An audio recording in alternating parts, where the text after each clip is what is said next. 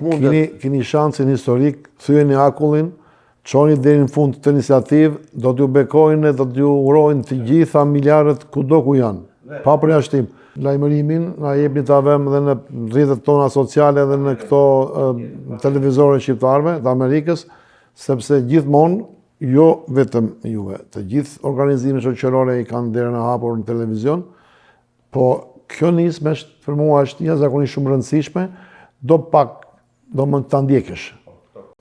Dhe ajo ke shumë drejt. Por ne duhet që fillimisht të mbledhim firmat në një sasi të caktuar dhe tani ne kemi përgatisim të peticionin që doja drejtojmë Ministrisë Punëve të Jashtme, Parlamentit Shqiptar mbi të gjitha dhe në një farë mënyrë do na duhet që dalim institucioneve zyrtare. Me institucioneve zyrtare. Kjo do bëhet komplet në mënyrë institucionale, në mënyrë amerikane. Nuk do bëhet unë njoh këtë aty, unë njoh këtë atje. Këta lloj politikanës që vinë edhe që bëjmë premtime këtu majtas djathtas, jo, do bën të mënyrë. Ne, në një farë mënyre, arrim të kuptojmë që në fund fare ata janë vendimarrësit për këtë çështje. Çfarë kërkoni juve si shoqat, secili mund t'ja mendim nëse dëshironi, nga shikuesit tanë?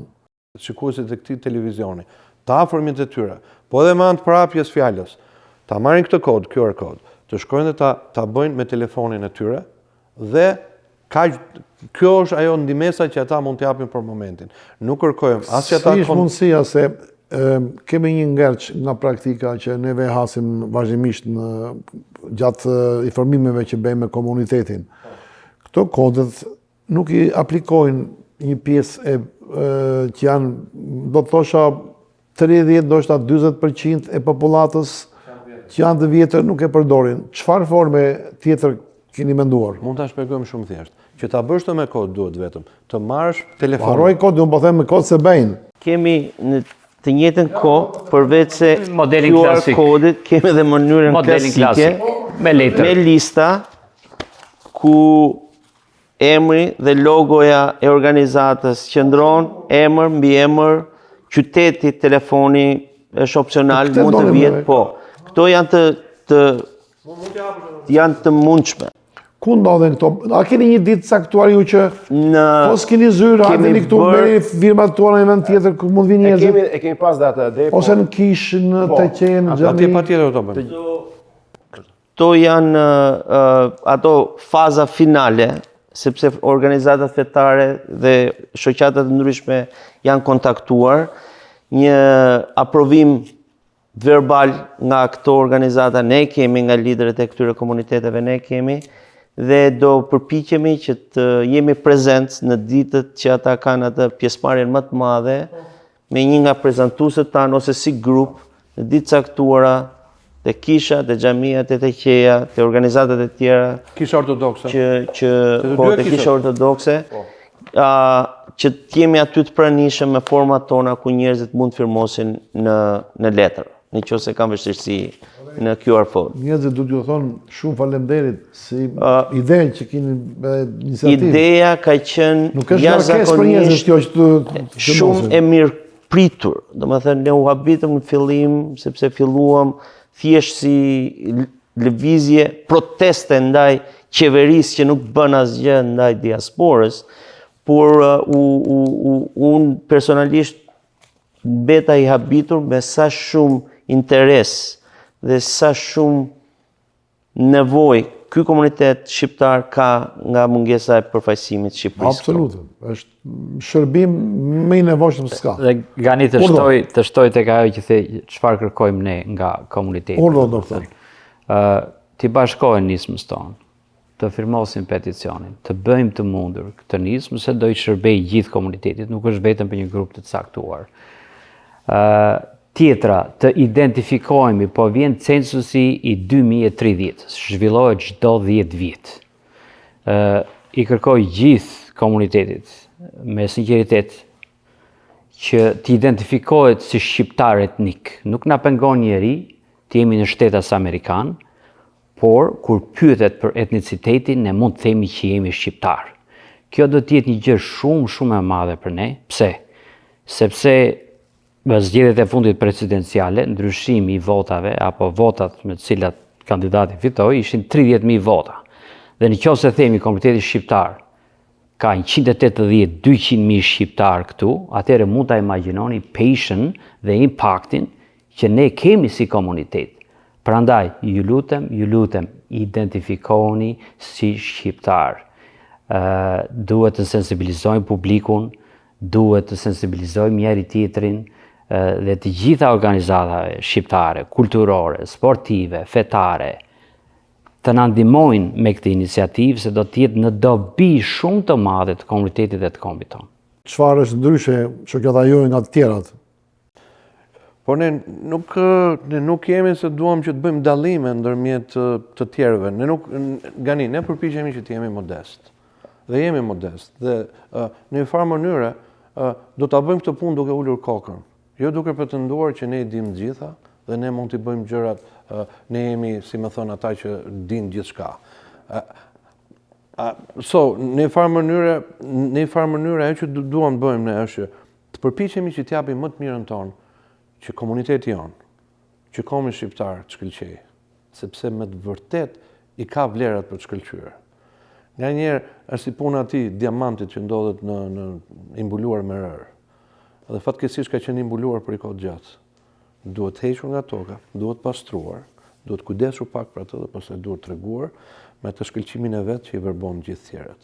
Edhe kjo është ajo që ne përpiqemi të bëjmë dhe besoj se duke qenë një komunitet i cili ka vlera dhe tradita dhe folklor dhe kulturë e cila me të vërtetë është unike. Me të vërtetë është unike, kudo që të shkosh në kombin tonë, shikon diçka unike. Shikon polifonin në Vlorë, shikon sharkin në Veri, shikon muzikën. Domethënë, ky komb që ka arritur që të krijojë këtë lloj kulture. Atëherë pse mos jetë nivelet që duhet të jetë? Dhe mendojmë që diaspora këtu është e pozicionuar aty ku duhet për të dhënë mes në saj, që jo vetëm komuniteti këtu, por edhe kombin tërësi të eci përpara. Edhe s'kemi pse jemi ndryshe. Pyetje me vend ajo. Nuk ka nevojë që të jemi ndryshe. Ne jemi me këto personalitetet që kemi, dashuria e madhe që kemi për kombin, investojmë nga koha jonë, nga mendimet tona dhe kjo shoqatë është e hapur për të gjithë. Çdo njeri mund të kontribuojë në mënyrën e tyre, me mendime, me kontribute mendore, ide, të aktivizohen, të futen në shoqatën tonë. Edhe me shoqata të tjera ne jemi gati të bashkëpunojmë me të gjithë. Nuk ka nevojë të jemi ndryshe. Ka rëndësi ideja e jonë të jetë kombi shqiptar. Ajo ka rëndësi.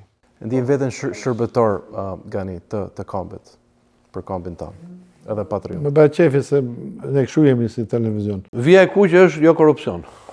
Okej? Vetëm atë. Vija e kuqe. Vija e kuqe është dëshmëri. Dëshmëria. Të tjerët pastaj ideja, krahina, feja e shqiptarit është shqiptaria. E vërtet. Me karakteristikat e veta. Kemi diçka tjetër për shtuar? E tham edhe më përpara që gjitha këto shoqata ka një vlerë apo sillen një vlerë të saktuar në shoqërinë tonë civile dhe ne respektojmë dhe vlerësojmë atë jashtë mase dhe përderisa ne qëndrojmë të ndershëm, qëndrojmë këtu me meritin që meriton çdo kush, besoj me lidhje dhe me koalicione ne mund të arrijmë shumë më tepër se sa me fragmentime.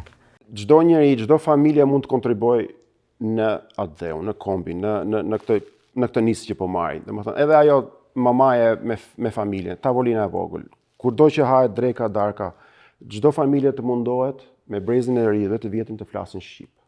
Çdo njeri, domethënë, eksperienca e brezit të vjetër dhe forca, energjia që po merr ky brez i ri. Mos harrojmë, jemi në kohën që fëmijët tanë po mësojnë me AI. Është një shpejtësi jashtëzakonshme, ka një zhvillim të madh. Por ne kemi atë eksperiencën që ne duhet t'i mbajmë gjithmonë këto filizat e rinj të lidhur me trungun, me rrënjën që jemi Shqipëria. Tjetra, ne nuk do shpikim rrotën. Ne duhet të marrim çdo gjë që është e mirë. Për shembull, kultura që kemi ne, mikpritja që kemi ne në Shqipëri, me rregullat që ka shteti amerikan. Këto të gjejmë atë të mesmen e artë. Dhe kjo besoj që do na shpirë në rrugë të drejtë. Nuk është shaka, po është e vërtet, kështu si fole këtu në këtë bisedë, kështu e ke edhe punën, kështu e bën punën në realitet? S'para kam qef flas për vete, por Kompania që unë punoj kanë 3 shtylla kryesore. Thonë Zoti, familja, biznesi.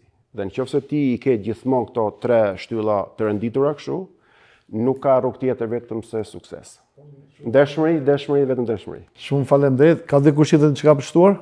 Jo, ajo e fundit fare që mund themi që ne mbështetemi në traditat më të mira të popullit shqiptar, familja,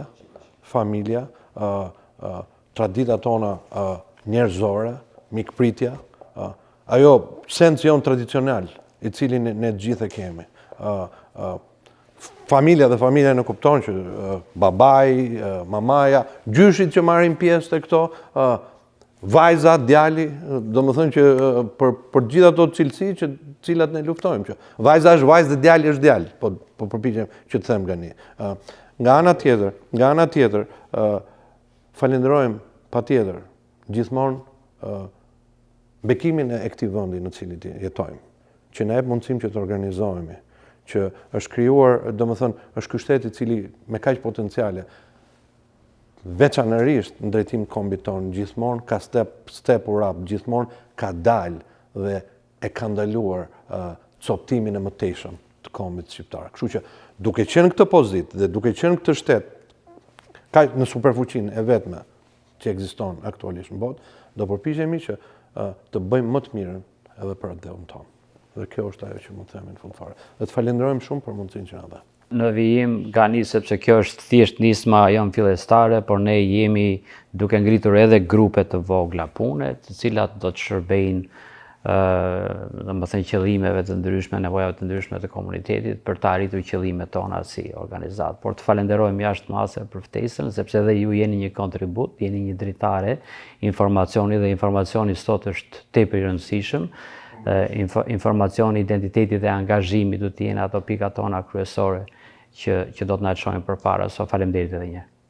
Ju falenderoj, shikues të nderuar, isha shumë i privilegjuar sot që kisha në bisedë një grup intelektualësh, të cilët kanë vizion, kanë ide, kanë dhe vazhdojnë të japin një kontribut me vlerë të nivelit lartë, edhe sikurse dëgjuat dhe vetë në programin e tyre. Mendoj se do të bëhemi pjesë, ta fillojmë nga ajo me datja, ta fillojmë nga ajo me praktikja, të bëhemi pjesë e firmimit, pa të firmosim për peticionin që të kemi një konsulat këtu në Michigan. Dhe juroj gjithve juve në familjet tuaja, ju personalisht, të keni suksese edhe të jeni të shëndetshëm, edhe të keni sa më shumë aktivitete, pasi gjithmonë shoqatat jetojnë dhe janë jetë gjate kur ato kanë aktivitete konkrete. Ju falenderoj që ishit. Televizori Shqiptar të Amerikës me prezencën tuaj e shtuar një vlerë dhe me shpresë të shikojmë në emisionet tjera. Faleminderit.